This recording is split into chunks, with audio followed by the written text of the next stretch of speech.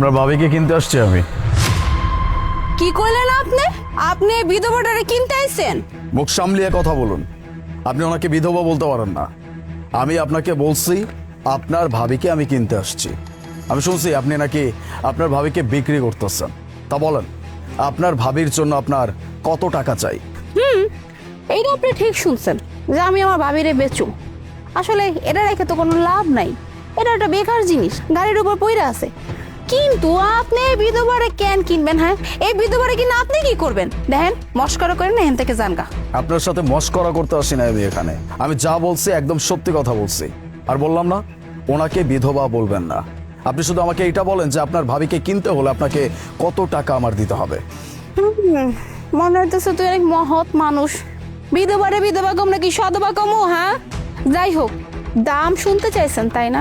আচ্ছা ঠিক আছে, কয়ে দিলাম। আমার ভাবির দাম 20 লাখ টাকা। মানে আমার ভাবিরে 20 লাখ টাকা বেচুম। কি দিতে পারবে? 20 লাখ?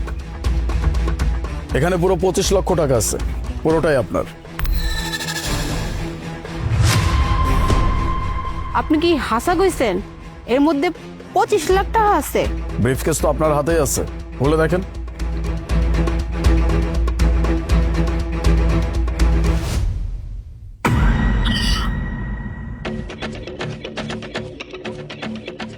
এই তো সত্যি কথাই কইতেছেন, পুরো ব্রিফকেস ভর্তিটা।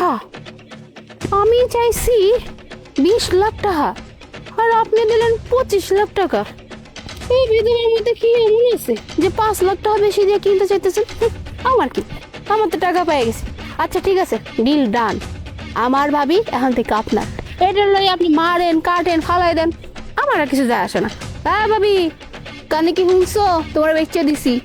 এখন থেকে তোমার মালিক এই যে তোমার সামনে যে খাড়া আছে, হ্যাঁ, এর লাগে চলে যাও। আপনার ভাবিকে আমি 25 লক্ষ টাকা দিয়ে কিনে ফেলছি। আজকের পর থেকে আপনার ভাবির উপরে আপনার না কোনো হক আছে, না কোনো অধিকার আছে, না কখনো থাকবে। আপনি কখনো এই মানুষটার উপরে কোনো প্রকার হস্তক্ষেপ করতে পারবেন না। আরে একেবারে না, হস্তক্ষেপ তো আমি নাও করতাম না। কইলাম না এটা বেকার জিনিস, গাড়ির উপর পড়ে আসিল, বাইরেটা মরে গেছে, এটার আমার গাড়ির উপর রেখে গেছে, ওর কামের না। এলাকা তখন দরকার ছিল তাই বেচে দিছি। এইটার উপরে আমার আবার কিসের হক? হ্যাঁ, কইলাম কি, এইটা এখন থেকে আপনার। আপনি এটা নিয়ে কি করবেন না করবেন সম্পূর্ণ আপনার ব্যাপার, আমার কোনো কিছু যায় আসেন। এই খাড়া আছো কে? যাইতেছো না কি লেগা? তুমি কি শুনো নাই? হ্যাঁ, তোমার 25 লাখ টাকায় বিক্রি করে ফেলাইছি, বিক্রি করে ফেলাইছি, বুঝছো? শুনছো? যাও এখন। মুনা, তুমি এটা কি করতেছো? আমি তোমার ভাইয়ের বউ, তুমি কি এটা ভুলে গেছো? তোমার ভাই মরার পরের থেকে এই সংসারে দিন নাই রাত নেই আমি খাটতাছি, দাঁতে কামড় দিয়ে আমি আমার স্বামীর বিটায় পড়ে থাকতে চাই। আর তুমি টাকার লোভে পড়ে একটা অচেনা মানুষের কাছে আমার বেচে দিতেছো। তুমি কিন্তু কামটা ঠিক করতেছো না বোন, তুমি এই কাজটা কইরো না, তোমার আল্লাহর দোহাই লাগে, তুমি আমারে বেচো না। এ ভাবি, এরকম প্যান প্যান কইরা আমার মনটা গলবে না। তুমি কিন্তু আমার মনের সম্পর্কে খুব ভালো কইরে জানো, একেবারেই। ইট চেনো, ইট ইট কইলে বলে পাথর পাথর, বুঝতে পারলা?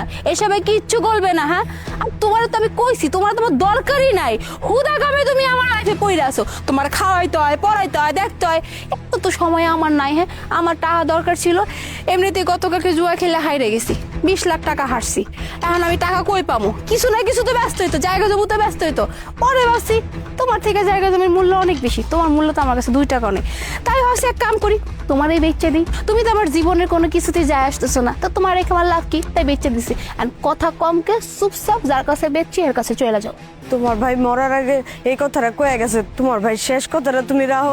তোমার আল্লাহর দোহাই লাগে, তুমি আমার বেচা দিও না। টাকার লোক কিন্তু ভালো না মুনা, তোমার আল্লাহর দোহাই লাগে, আমি তোমার পায়ে ধরতেছি, তুমি আমার বেচা দিও না মুনা। আর যাই করো তুমি, আমার যত কাজ দাও আমি সব কাজ করে দেবো, আমার তুমি বেচা দিও না। আমার আমার স্বামীর বিটারায় থাকতে দাও।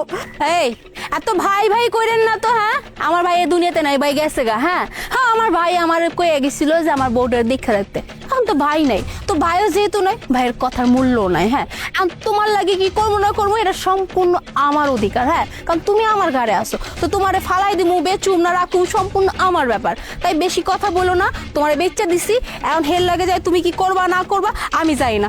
আর এমনি তো এরা দেখে মনে হতে হয়তো তোমার ভালো লাগছে, নাইলে এরকম একটা বিধবারে কেউ 25 লাখ টাকা দিয়ে কেনে, হ্যাঁ কোনো পাগল হইলো তো কিনে না। যাই হোক তুমি এর লাগে যাও, এমন তো হইতে পারে তোমার বিয়ে শাদী করে ফেলাইতে পারে, তোমার জীবনে তো পুরো সেট হয়ে গেল। তোমার তো মানে ধন্যবাদ দেওয়া উচিত, ধন্যবাদ। সেটা না দিয়ে তুমি আমার লাগে তর্ক করতেছো, দাও তর্ক মর্ক না করে কিন্তু বিদায় বিদায়। প্লিজ আপনাদের নাটক বন্ধ করবেন। আমি আপনাদের নাটক দেখার জন্য এখানে আসিনি। আপনাকে আমি টাকা দিচ্ছি, আপনি আপনার টাকা পাইছেন, এখন আমার জিনিসকে আমার হাতে বুঝিয়ে দেন। আমি যেই জিনিসের জন্য আপনাকে টাকা দিচ্ছি আমাকে বুঝিয়ে দেন। মুনা আমার আমার আমার একটা কথা শুনো, শেষ কথাটা শুনো মুনা, তুমি আমার লাগে এমন করতে পারো না। আরে স্যার খারান, এই নাটক আমি কমাই দিছি, বেশি নাটক শুরু করছে, ভাবছি কি হ্যাঁ এসব নাটক করলে কি আমি টাকা ফেরত দিয়ে দেবো? আরে 25 লাখ টাকা পাইছি, এই টাকা কি আর মুনা ফেরত দেবো জীবনে? জীবনেও না। আই যা কইছি, এই যে সাহেব আপনার জিনিস আপনারা দিয়ে দিছি, এখন এটা নিয়ে কি করবেন না করবেন, রাস্তায় ফলাইবেন না ঘরে তুলবেন না বিয়ে শাদী করবেন আমার দেখার বিষয় না, আপনার লয়ে যাইতে পারেন, যান। চলেন। পাইয়া গেছি 25 লাখ টাকা, চাইছিলাম তো 20 লাখ টাকা। জুয়া খেলুম, মজা করুম, টাকা ওরমা, কি শান্তি আর শান্তি। আর আপুটারও মাঝখান থেকে বিদায় করতে পারছি।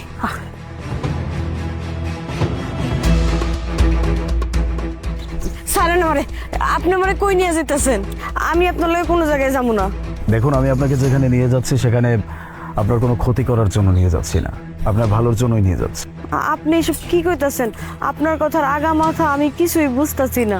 আমি আপনার ননদকে দেখছি যে উনি আপনার সাথে কেমন আচরণ করে, আপনাকে যা ইচ্ছা তাই বলে অপমান পর্যন্ত করে। মুনা, আমার নে জুতাটা ছিঁড়ে গেছে, একজনের নতুন জুতা কিনে দিবা? তাই কদিন পর পর তোমার কি হয়? হ্যাঁ এইটা লাগবো ওইটা লাগবো, নিজের জামাইটারও তো খাইছস, মানে আমার ভাইটারও তো খাইছস, এখন আমার কাছে এসে একটার পর একটা আবদা, তাই না? এখন আবার কি জুতা সেলাই করা লাগবো, তাই না? এই জুতা ফালা, হ্যাঁ আসছে আমার কাছে, হ্যাঁ আমার জুতা সেলাই লাগবো, খালি পায়ে হাঁটবি খালি পায়ে। দেখো, তুমি কি ভুলা যাও আমি তোমার ভাইয়ের বউ, তোমার ভাবি লাগি, সবসময় তুমি আমার লাগে এমন করো কেন? একটু ভালো করে কথা কইতে পারো না?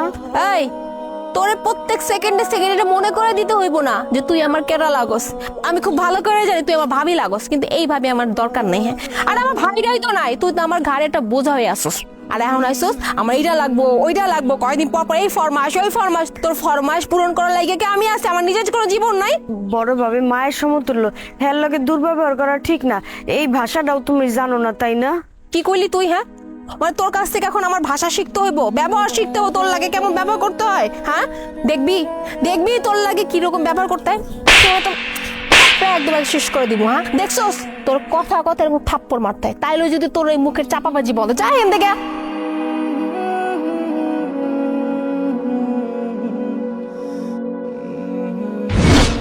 এটা দেখার পর থেকেই আমার কাছে মনে হয়েছে যে আপনি ওখানে আসলে ভালো নাই। আসলে ব্যাপারটা কোন জায়গায় জানেন তো, যার আছে সে কখনোই বোঝে না, আর যার নাই সে সবসময় খোঁজে। আমার কোনো পরিবার নাই, বলতে গেলে মা বাবা ভাই বোন কেউ নাই। ছোটবেলায় মা বাবাকে হারাইছি, আর বোন বা ভাই এগুলো তো কখনো ছিলই না। যেদিন প্রথম দেখছি যে আপনার ননদ আপনার সাথে এমন আচরণ করে, আপনার হাজব্যান্ড না থাকার কারণে আপনার সাথে যা ইচ্ছা তাই আচরণ করে, আপনাকে অপমান করে, আপনাকে মারধর করে, আপনাকে যে সমস্ত কাজকর্ম করায়, তখন আমার কেন যেন মনে হয়েছে যে আমি হয়তো আপনাকে এখান থেকে সেভ করতে পারবো। আমি যে নিজের স্বার্থ দেখি নাই তা কিন্তু না, আমারও স্বার্থ আছে। আমি আমার একটা বোন পাবো, আমি একজন আপনজন পাবো। দিন শেষে আমার কখনো কোনো কিছু হয়ে গেলে কেউ একজন আমার পাশে থাকবে, এরকম একজন মানুষকে পাবো। আমি আপনাকে আমার নিচের বোনের মতো রাখবো, আপনি কোনো চিন্তা করবেন না। আজকের পর থেকে আপনার উপরে কেউ কোনো প্রকার অত্যাচার করতে পারবে না, কেউ আপনাকে মারধর করতে পারবে না, কেউ আপনাকে কোনো কাজের কথা বলবে না। আপনি জাস্ট আরাম করবেন, আর কিচ্ছু না। আমি শুধু চাই আপনি ভালো থাকেন, আমার বোন হয়ে থাকেন, আপনি আমার বাড়িতে থাকবেন। চল। একটা কথা আছে না, আপনের থেকে পর অনেক ভালো, এই কথাটা না আমার আজকে বিশ্বাস হইলো। আমি এতদিন এই কথাটা বিশ্বাস করিনি যে আপন মানুষই তো আপন হয়, পর মানুষ কি আপন হয়? কিন্তু আমার ননদ আমার লগে যে দুর্ব্যবহার করে, আমার তো মন চায় একদিকে যাইতে গা, কিন্তু স্বামীর ভিটা দেখে এতদিন আমি কোনো জায়গায় যাইনি। আমার স্বামীর আমি কথা দিছিলাম আমার যতই কষ্ট হোক আমি এই বাড়িতেই পড়ে থাকবো, কিন্তু আমার ননদ আমার উপরে দিন নেই রাত নেই আমার অত্যাচার করতো। জুয়ার টাকার লিগা। আমি মায়া মানুষ, আমি হ্যাঁ জুয়ার টাকা কই থেকে দিব কন? এর লিগা আমার ননদ আমার লগে যে অত্যাচার করতো আমি সবকিছু মুখ বুঝে সহ্য করতাম। আপনি আমার জীবন বাঁচাইছেন ভাইজান। আপনি যে কি করে ধন্যবাদ দিব এই ভাষা আমার জানা নাই। ধন্যবাদ দেওয়ার যদি ইচ্ছা থাকে তাহলে আর ধন্যবাদ দেওয়ার দরকার নেই, শুধু ভাই বলে রাখবেন। চলেন আপনি আমার সাথে, আসুন।